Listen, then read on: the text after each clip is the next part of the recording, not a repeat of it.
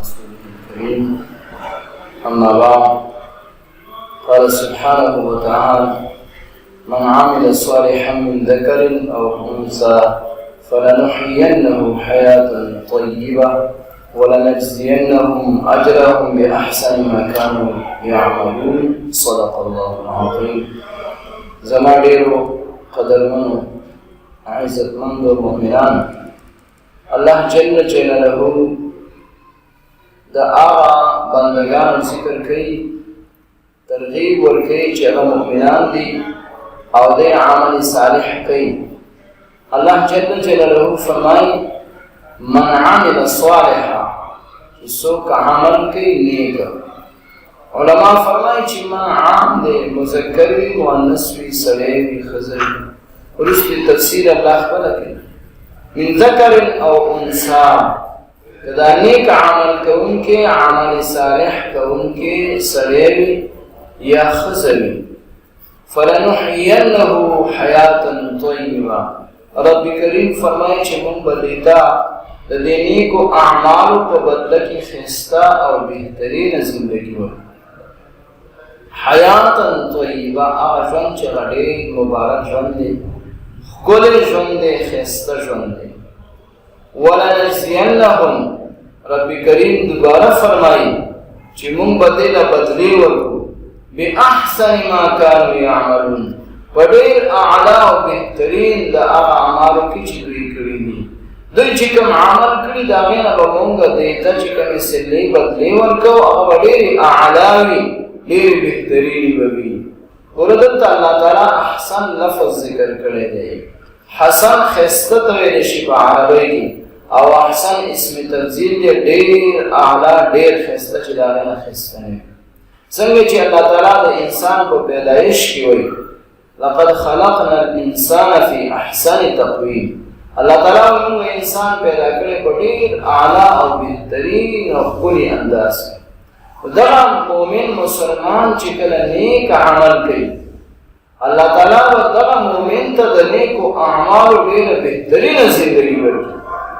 نو یو د دنیا زندګي ده، د دنیا په زندګۍ کې به چې کوم نیک عمل کوونکی دی، نیک عمل کوي، د هغه سکون ډېر وي، راحت به ورته ډېر وي، سکون به ډېر وي، خوشحالي به ډېره وي دنیا کې. او چې کوم د زړه هغه سکون دی، اطمینان، چین چې ورته وایي، هغه به ډېر زیات وي. او بیا د آخرت زندګي خو داسې زندګي ده عزتمندو چې هغه نه ختمېدونکې زندګي ده، او دومره بهترینه زندګي ده چې دنیا کې د هغې مثال هم څوک نشي پېښ کولی. نه داسې کپړې دنیا کې شته څنګه چې د جنت والا دي، او نه داسې خوراکونه دنیا کې شته چې څنګه د جنت والا دي، نه داسې باغونه دنیا کې شته څنګه چې د جنت والا دي، او نه هغه میوې چې کومې په جنت کې دي، هغه خوشبویانې کومې چې په جنت کې دي، او هغه اوبه، هغه خوراکونه، هغه چې کوم په جنت کې نو هغه د جنت هلته دي، محفوظ دي. ځکه قرآن مجید کې رب کریم د هغې صفات ذکر کړي دي. رب کریم په سوره رحمان کې فرمایي ولمن خاف مقام ربه جنتان، څوک چې د الله تعالی نه ویریږي د هغې لپاره به دوه جنتونه وي. دې آیات کریمه کې جنتان ذکر کوي. علما مفسرین د دې تفسیر کوي چې دوه جنتونه الله خاص کړه. یو جنت به داسې وي چې هغه به د سونې وي. د مؤمن چې کوم جنت د سونې دی، په هغه جنت کې چې څومره محلات دي، بنګلې دي، دا به ټولې د سونې وي. څومره د هغې آبادۍ دیوالونه دي، حتی تر دې پورې چې څومره باغونه دي، د دې یو یو بوټي دا تنه چې کومه ده، دا ډډه، دغه تنه او ډډ دا هم د سونې وي، دې ته به هم سونا چړاو شوي وي.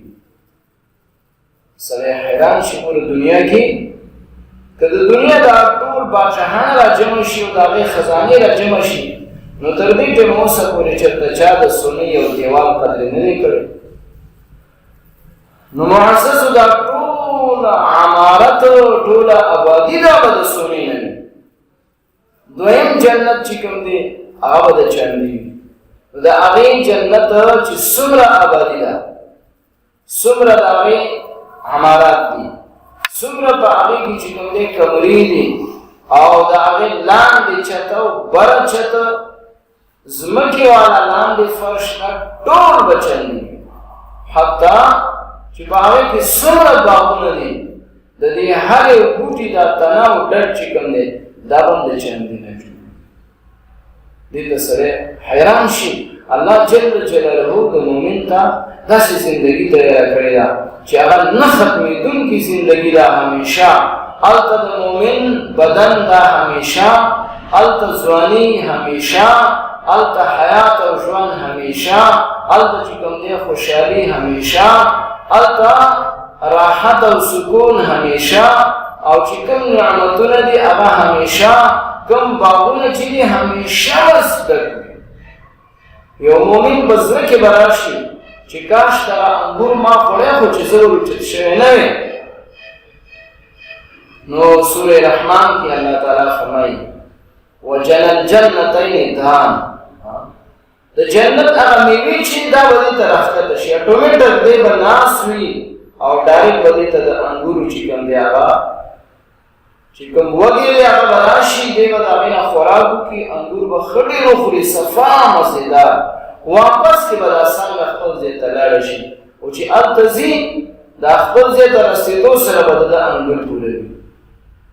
داسې د انارو بوټی دی، د هغې نه خوراک څومره چې وکړي مؤمن، واپس کې څنګه چې ځي هغې کې به انار وي.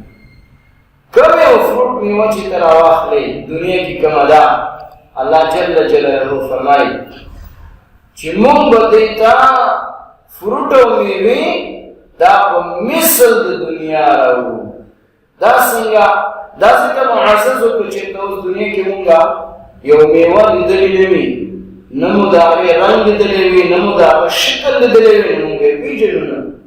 نو دې وجې نه د دنیا د خټکي په شان خټکې به وي، دغرنګې هندوانه به وي، دارنګې ام به وي، دارنګې مالټه به وي، دارنګې سیوان به وي، خو خوند به یې داسې نه وي چې ځکه خوند د هغې ډېر اعلی دی، ډېر مزیدار دی، ډېر بهترین دی. دې وجې نه الله تعالی فرمایي فلنحینه حیاتا طیبه، موږ به دې ته زندګي ډېره اعلی او بهترینه زندګي ورکوو. بل ځای کې الله فرمایي موږ به دې ته رزق ورکوو، خو هغه ډېر عزتمند کریم رزق به ورکوو. نو هغه د جنت رزق هغه ډېر عزتمند رزق دی. معزز الله تعالی وفرمایي چې کوم مؤمن نیک عمل وکړي، دا وعده د هغه چا سره ده چې هغې نیک اعمال کوي. الله تعالی دې موږ ته د نیکو اعمالو توفیق او طاقت را نصیب کړي. د الله وعدې څه چې دي معززو، موږ ته دې الله دا طاقت را نصیب کړي چې موږ د خپل رب عبادت شوق او ذوق سره وکړو، نیک اعمال وکړو. الله دې موږ د نیکو اعمالو توفیق را نصیب کړي. واخر دعوانا الحمد لله رب العالمین.